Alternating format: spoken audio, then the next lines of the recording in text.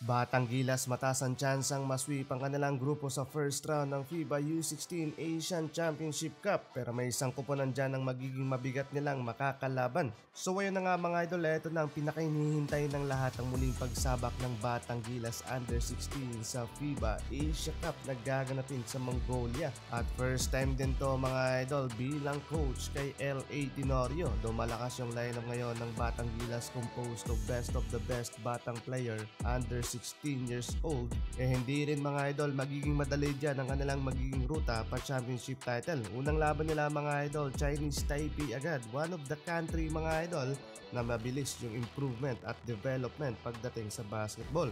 Katulad ng senior men's national team nila kung saan talagang pinaghandaan ng mga Taiwanese ang lineup ni Coach Timko, puspusan din mga idol ang naging preparasyon ng mga juniors. Lalo't first time din neto mga idol ang kanilang pagharap sa FIBA Asia Cup since 2013. Halos 12 taon na din mga idol ang nakalipas ng huling maglaban sa tournament ang Batang Gilas at Chinese Taipei. Pangalawa nilang makakalaban dito mga idol ang Indonesia, one of the toughest team ngayon sa kanilang grupo. Etong kuponan na to mga idol ang isa sa pinakamalakas na team na nakalaban ng Batang Gilas noong buwan ng Mayo sa FIBA Asia Cup Siaba qualifiers. Though na-sweep ng Batang Gilas ang tournament, Indonesia lang naman mga idol ang nagpakaba sa napakaraming Pinoy fans. Paniguradong babawi mga idol ang mga young player ng Indonesia at pinaghandaan din nila ng mas mahabang panahon ng ating mga pambato dahil yung dalawang talo nila sa Siaba qualifiers ay nagmulayan sa Batang Gilas. One of the key player dyan mga idol ng Indonesia si Benjamin Hernusi. Consistent player to mga idol throughout the tournament at nakapagtala siya dyan ng 23 points against sa Batang Gilas Pilipinas at nag-average siya doon mga idol ng 15.3 points, 4.3 rebounds and 3 assists per game sa tournament.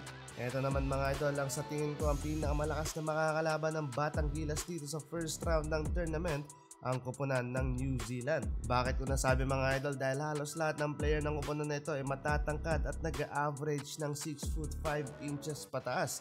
Halos big man na natin yan sa lineup. May kasama pang bilis plus mataas na basketball IQ at disiplina sa laro.